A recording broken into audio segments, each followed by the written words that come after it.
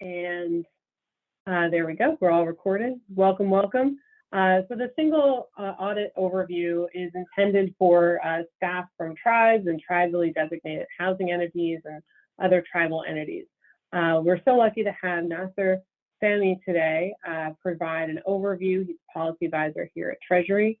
And this is intended to help prepare you for the single audit if your tribe is subject to that. So we will have a great presentation today. We're recording this. We eventually will get it up on the website and along with the slides. We will have time for questions afterwards, after the presentation, but we will stop recording before those questions. Please enter your questions into the chat function and we'll get to them as one by one. But I'd like to turn it over to Jennifer Parisian from the Office of Tribal and Native Affairs to introduce our speaker. Jennifer?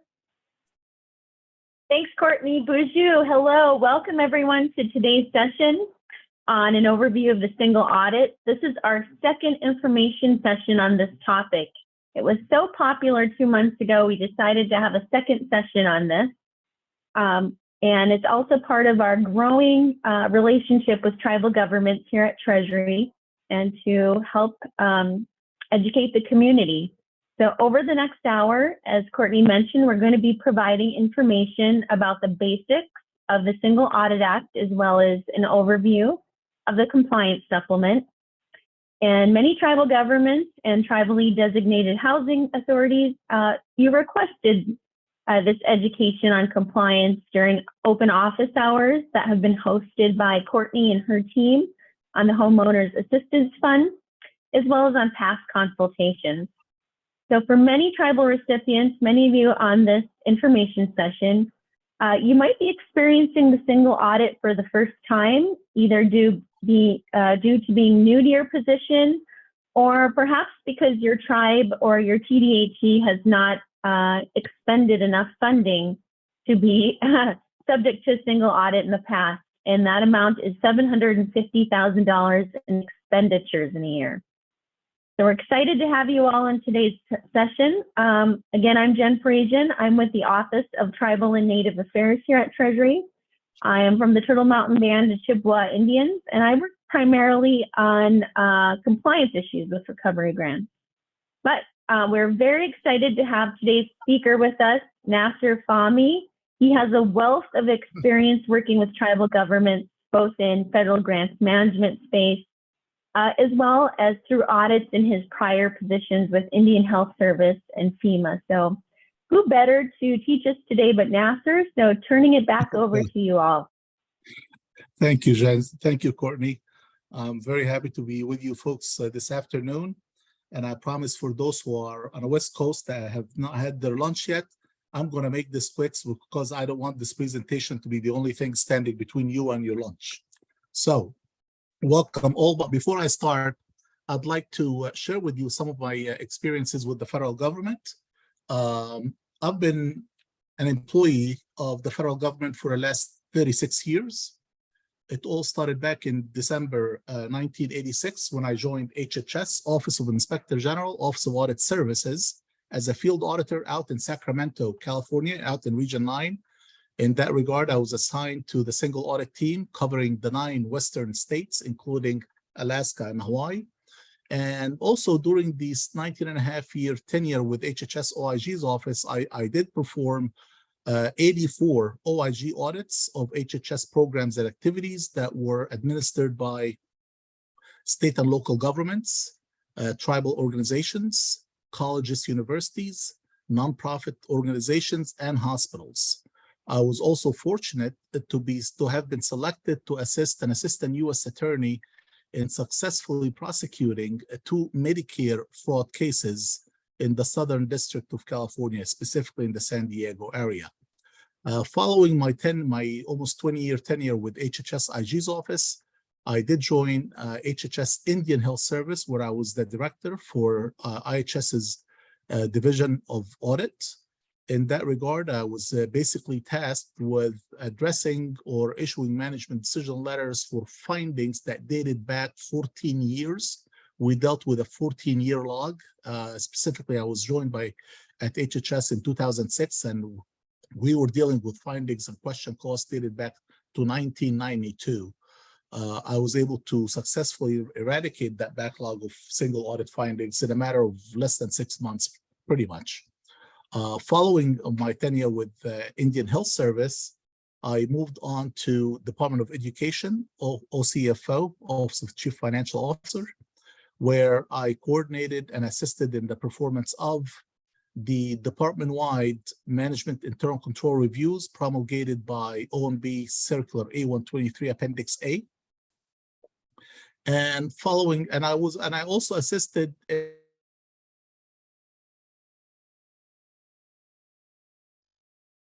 Nasser, I'm sorry, it seems that you're muted. Somehow became muted. Is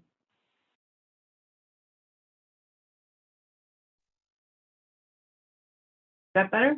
All right. So where did I leave off?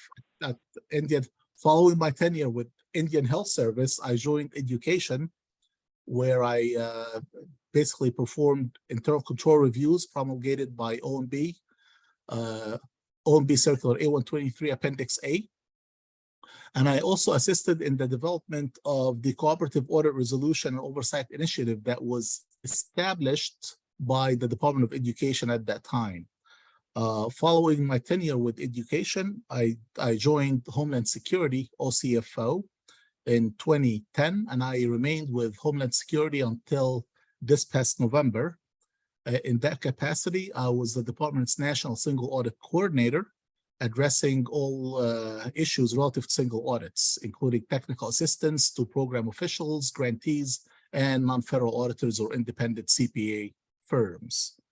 Since this past November, I've joined the Treasury ORB, Office of Grants Policy, as a single audit advisor, and I'm basically happy to be here. So in a nutshell, I've basically been involved with single audit since the year it was implemented back in 1986. So like I said, I'm happy to be here, and hopefully you'll learn quite a few things about single audits that you may or may not have known before. So with this, I'd like to proceed forward because we have a lot of information to cover. Basically, before I start the purpose of this presentation, I'll share with you, an overview of what is a single audit or information relative to single audits, as well as compliance supplement. So let's start. What is a single audit? A single audit is just that. It's one audit that covers the entire financial operation of your non-federal entity. In order for a recipient or auditee or a grantee to, by the way, recipient, auditee, grantee, they're also synonymous for the purpose of this presentation. In order for a recipient to be required to have a single audit, that recipient must have received and expended, the action term here, expended, at least $750,000 of federal grant award funds in a given fiscal year. Okay, that is, so if that did happen with your organization would be required to have a single audit and file it with the Federal Audit Clearinghouse. Now, the single audits basically comprise of two main sections.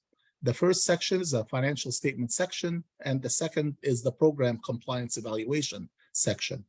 When we talk about financial statements, we're talking about generally the balance sheet, the statements of revenues, expenditures, and changes in fund balance, and the schedule of expenditures of federal awards, okay? Those three items require an audit opinion by the audit firm, okay? And must be incorporated as part of your audited financial statements.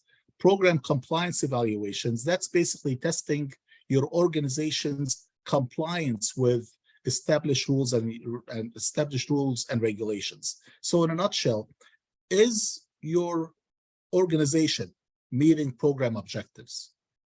That's the first question that basically should be answered by the performance of these, by the performance of single audits. And the second question is, are the costs expended by your organization, was it used for the benefit of the programs that you did receive federal awards for?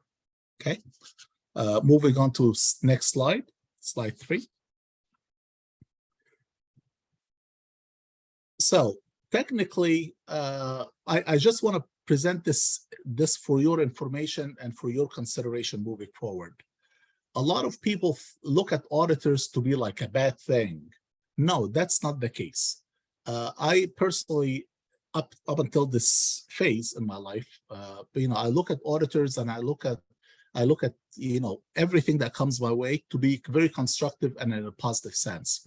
And you should do the same. You as a chairperson of a tribe, a CEO of a nonprofit organization, or even a manager, or even in leadership role, manager role, or even supervisory role, you should be very, very interested in the results of these audits as well, because it does provide you an independent determination of how well the activities are run within your organization. Okay. Yes, granted, single audits are a lot of times used as the eyes and ears of used by the federal government. The federal government generally uses single audits to find out what's going on with your own organization. However, you as a management official, you as a leadership, in a leadership role should also be just as interested in single audits. Okay, so what are the objectives of single audits? The objectives of single audits is to determine. I'm sorry, we'll follow these bullets. Okay, first one is to establish an accounting, is to make sure that your organization had established an accounting system with adequate internal controls that provides full accountability of revenues and expenditures, assets, liabilities, and basically of your own financial operation. Okay, that's one purpose for the single audits. The second objective is to determine whether the recipient prepared financial statements that are presented fairly, accurately, and completely, and in accordance with generally accepted accounting principles. It also determines whether the recipient submitted all financial reports, the cash reports, or any claims for advances based on accurate and reliable financial supporting data. Okay, and the last bullet on the slide is basically to determine if the grantee expended federal funds in accordance with the terms and conditions of the award and with established criteria. In this particular case, or for the purpose of this presentation, we're talking about Part 2 CFR Part 200. Next slide, please. So, in a nutshell, who is subject to single audits? Basically, all non-federal entities that receive and expend $750,000 or more of federal funds in a given fiscal year.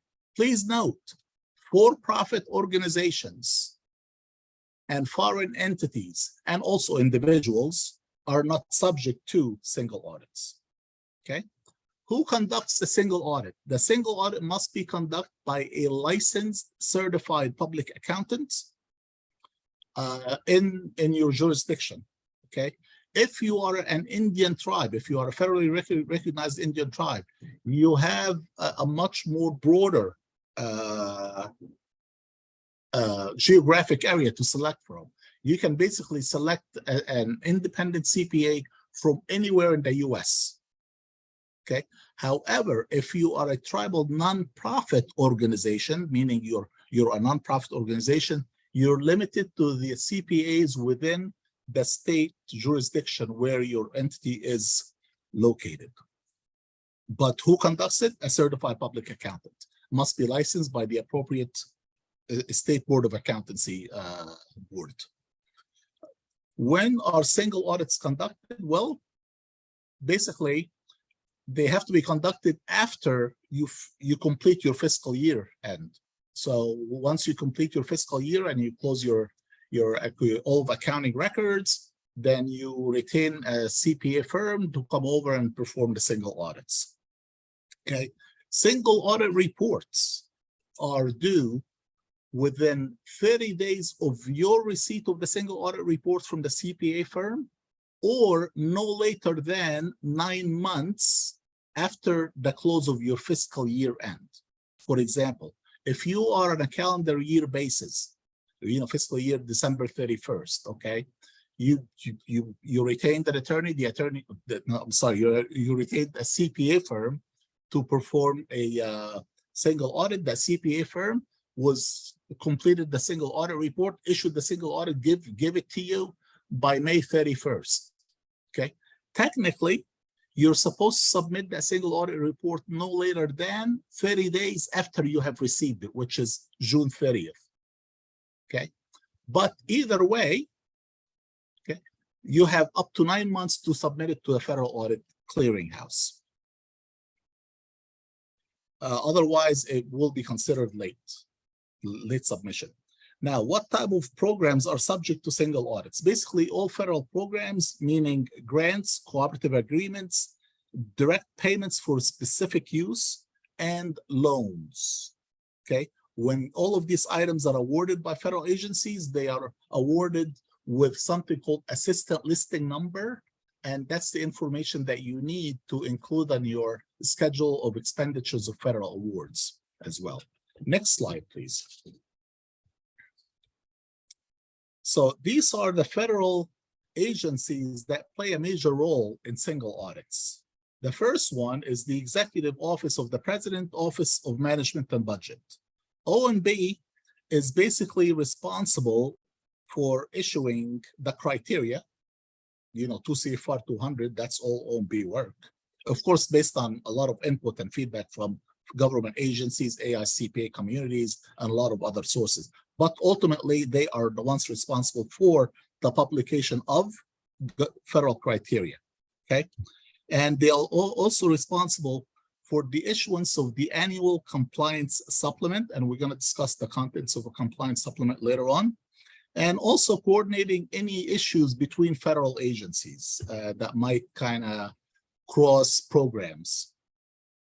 The Federal Audit Clearinghouse is basically, it's a database maintained by Commerce Census Bureau, okay? And that's basically where everyone is required to file the single audit report, okay? It's in that database. Now, I understand, and based on everything that I've been hearing so far, the GSA, General Services Administration, will take over that contract and that database, and basically the Federal Audit Clearinghouse will shift over to GSA beginning October 1st of this year.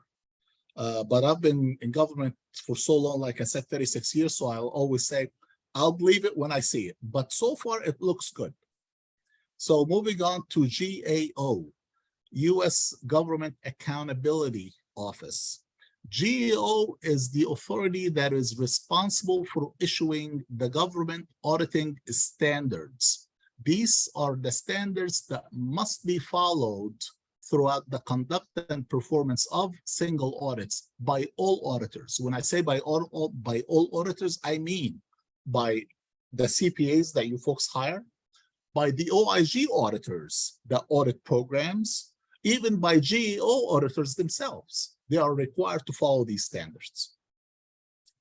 And by the way, government auditing standards is also referred to as generally accepted government auditing standards, as GAGAs. So if you see an acronym GAS or GAGAS, it's the same exact thing. So we're talking about the yellow book issued by GAO.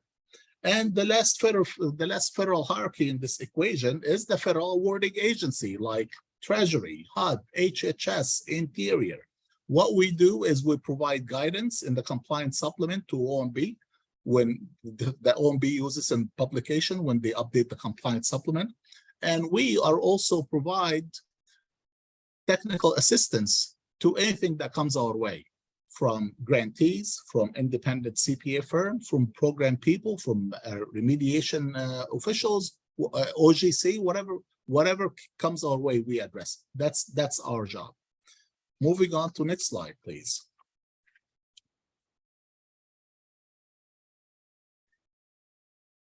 So, as auditees, what are your responsibilities? Okay. You are responsible for arranging a single audit, basically, hiring a CPA firm. You're also responsible for ensuring that the CPA firm does what they're supposed to do, believe it or not. I know you're paying them buku bucks. I recognize that. But ultimately, it's the responsibility lies on you. So it's very important for you to be familiar with what is a single audit, and also the programs that you administer, the grants that you do receive from the federal government. It's very important for you to go to a compliance supplement, look up these programs, objectives, allowable uses, allowable activities, and all of that good stuff. We're going to discuss that in compliance supplement later on. And that's why we're kind of including both elements, the single audit and compliance supplement together, because they do go hand in hand.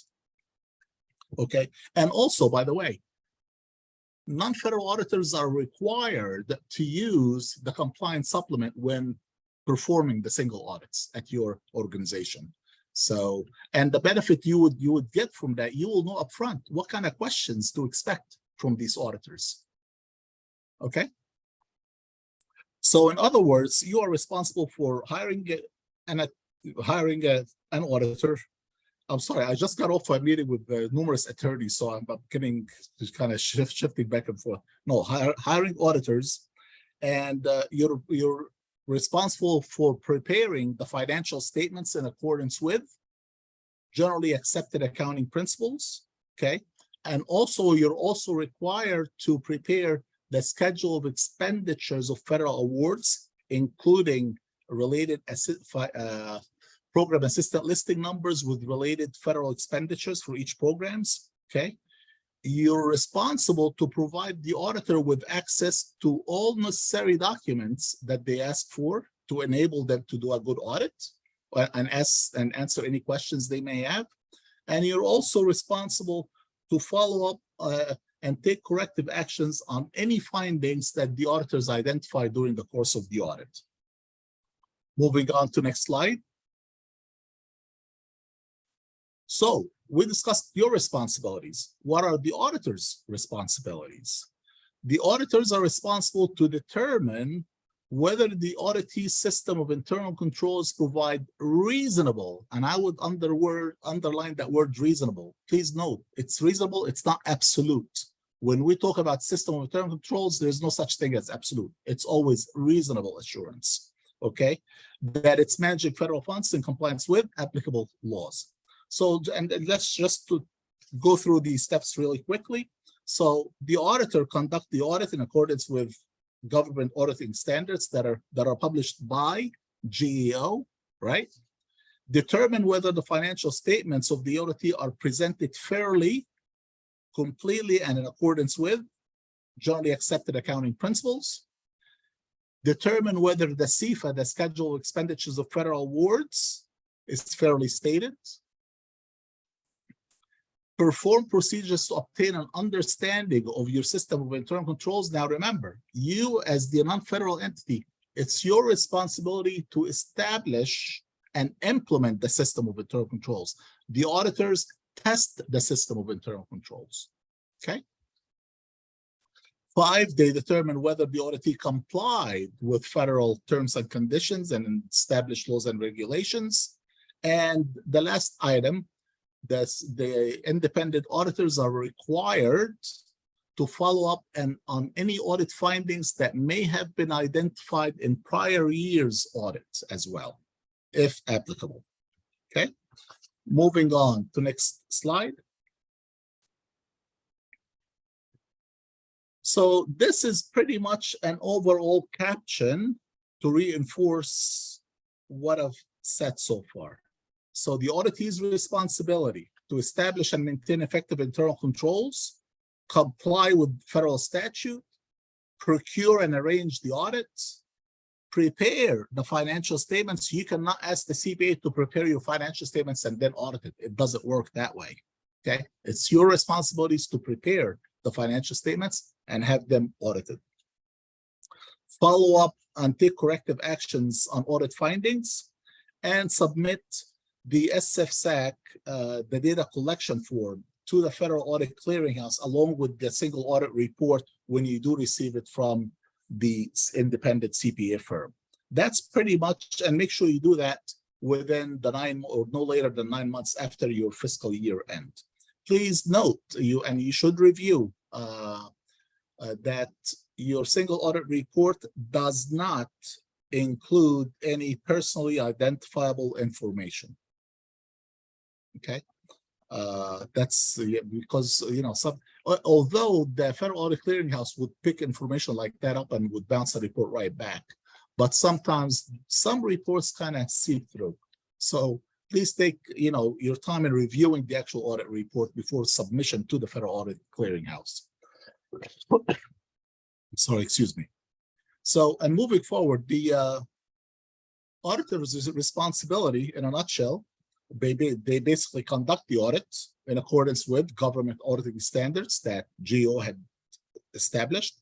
And they also have to apply the 2 CFR 200 subpart, okay, which is a comprised audit of the various audit requirements, along with the compliance supplement if applicable. If applicable will mean if your entity receives a major federal program or a high-risk program, okay, there's a specific section, a specific write-up in the compliance supplement that comprises specific testing steps or audit program procedures that they must include when testing these programs. Okay, that's what they're responsible for, and that's why I've said early on it's important for you to basically familiarize yourself with the compliance supplement just to know what to expect when you do get the single auditors on board. Okay. The second bullet is determine whether the auditee financial statements are presented fairly. Okay, and that will be reflected in their audit opinion that they issue on the financial statements. They're basically required to test the system of internal controls. Is it an adequate system of internal controls? Does it segregate duties? Does it provide for adequate approval of expenditures before anything goes out? And they basically are responsible for determining whether the auditee complied with established criteria in terms of conditions. Okay, they also are required to follow up on the status of prior year findings if there were any. They want to make sure that your corrective action plan was successful in implementing and rectifying the issue noted last year's audit. And basically, they are also required to certify the SFSAC form, excuse me, that you are required to file with the Federal Audit Clearinghouse along with your single audit report. So everything has to be certified by a management official of your entity, as well as an audit manager or above of the independent CPA firm. Next slide, please. So now let's discuss, we mentioned compliance supplement so many times, so let's discuss the compliance supplement. Okay. What is a compliance supplement? A compliance supplement basically is a summary of a lot of useful information that's compiled in pretty much one section. Let me just get this, and by the way, we will share this information with you later on. Basically, we're talking about the program objective, we're talking about the program procedures, the allowable costs that should be claimed under the program, allowable activities, all the compliance requirements, the legislative history that created this program in the first place, eligibility requirements, reporting requirements, financial reporting, program reporting, if there are any matching requirements or earmarking requirements.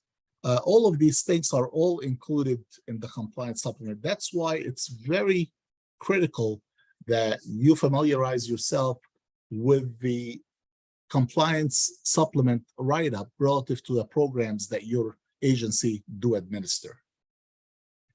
Okay, so the second bullet here, OMB issues compliance supplement annually and provides auditors with guidance. Basically, the federal agencies, are updating the compliance supplement annually, but it's OMB that publishes it annually, government-wide. Okay, and just to give you a flavor of things, prior to 2019, the independent auditors were required to subject expenditures that they test to 12 different compliance categories. But after 2019, that, you know, at the request of auditors and government agencies, now those compliance categories were reduced to only 6, which are known to, you know, allowable costs, allowable activities, plus 5 others. When I say compliance categories, I'm talking about cash management, eligibility, equipment, real property management, matching, earmarking, period of availability, procurement, suspension and debarment. We're talking about program income, sub-recipient monitoring, which is a big item, and any special tests and provisions. And like I said before, the financial reporting, performance reporting as well. Okay, next slide, please.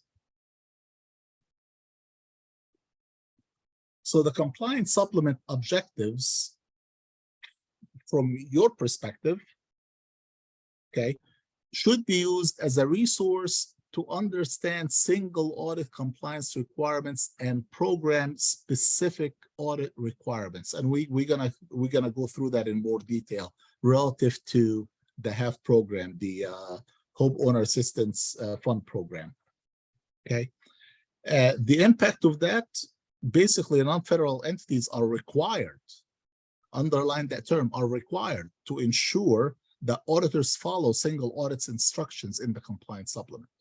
Okay, from an audit firm's perspective, okay, the compliance supplement is very important for them because it does provide them direction and specific steps to test for when performing single audits. It provides them direction, specific steps, and any areas that they need to consider throughout the conduct of their audit of that particular program. Next slide, please. So the compliance supplement, just to give you an idea, was more than 2,000 pages in 2023. Okay, but don't let that number kind of bother you. No, just focus on the information that would apply to you and apply to your organization. Basically, it's identified in various parts. Part 1 is the background, purpose, and applicability, just to provide you general information to get your feet wet with what is the compliance supplement. Okay, parts 2 and 3, we're talking about the compliance categories that I referred to earlier, the allowable activities, allowable costs, eligibility, reporting, earmarking, equipment, eligibility, all that good stuff. Okay. Part 4 is an introductory agency program requirements. That's where the rubber hits the road. In part 4, if the program you are receiving is included in part 4, I strongly encourage and recommend that you find that program write-up in part 4 of the compliance supplement and you read it. It's going to provide you a wealth of information. It's going to educate you about that particular program in a way that you did not expect.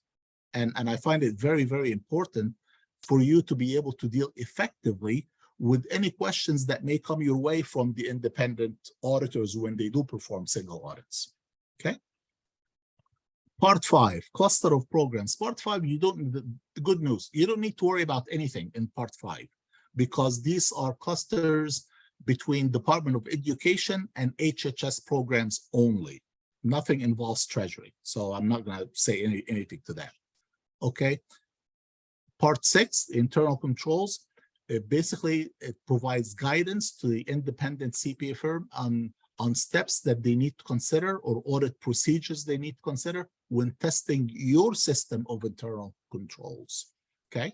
So if you read it, then you will know what kind of questions to expect when your audit firm look at your system of internal controls, okay? Part 7 includes all general steps on how to test for compliance. Now, remember, I said Section 4. Section 4 does not comprise a write-up of all of each federal award, no, of each federal program, okay? It only includes specific write-ups for high-risk programs, very large programs, new programs, or things of that nature. However, for a lot of other federal programs may not be included in Part 4, okay? And if so, those programs that have not been included in Part 4 will be subject to testing once in a 3-year cycle, depending on the size of your organization, okay? And appendices is the last part, is always in the back of the compliance supplement. We're talking about the agency points of contacts for the various programs. We're talking about the list of updates, which programs have been updated since the prior year's compliance supplement was issued. So it's also good to just skip through it, okay? Moving on to next slide, please.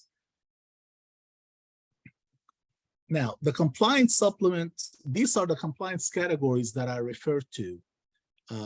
Activities allowed, allowable costs, cash management, eligibility, equipment, and so forth, all right? For the HAF compliance requirements, Treasury, had requested that the independent auditors should perform specific audits steps in the following categories: A, B, E, G, H, L, M, okay?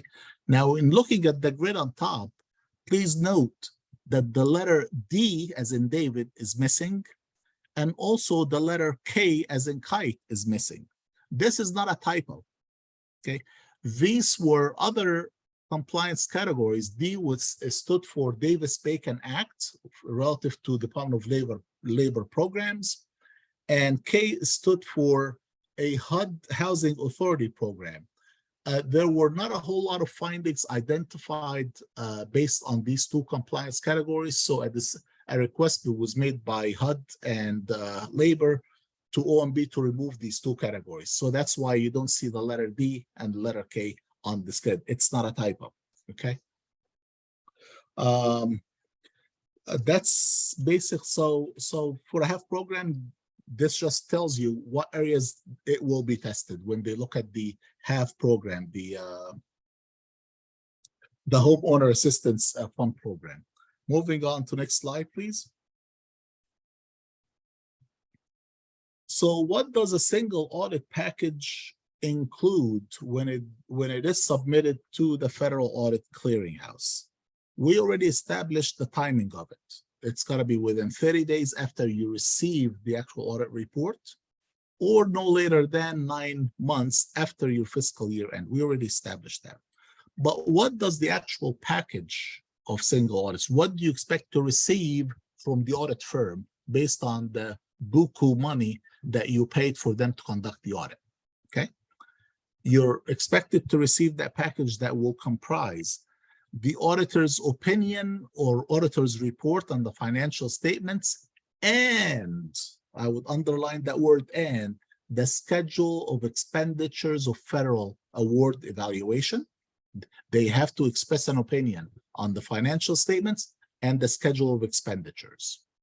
Second bullet, they have to include the actual audited financial statements that they used and the CFA, the schedule of expenditures that you prepared as well in that package. Audited, they have to issue a reports on internal controls. And remember, internal controls requires what? Reasonable assurance, not absolute, over a financial reporting compliance and government auditing standards requirements. They are also supposed to issue a report on compliance and internal controls over compliance for the major federal programs that your agency or that your entity is administering, okay?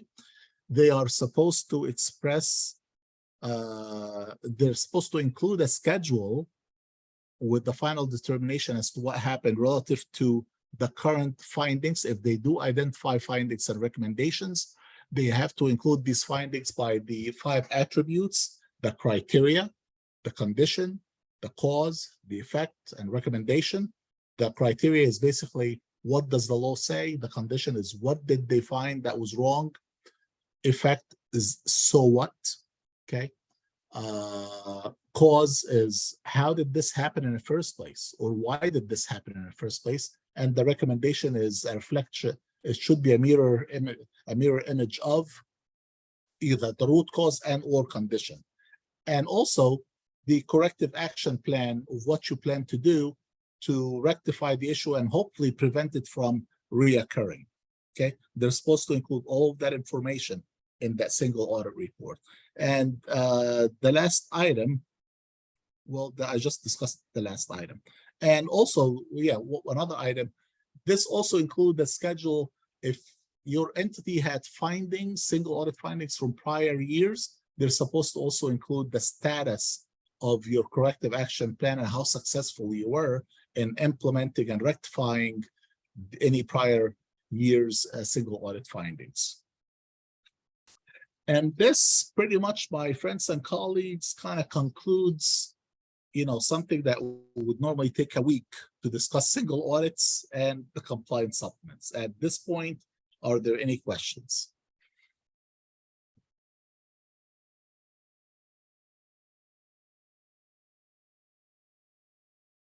Thank you so much, Nasser, for that really great overview. I know that there's a lot of concerns about the single audit, maybe a little bit of trepidation, and so I'm very grateful that you were able to provide that overview. Let's get started on the questions, and I will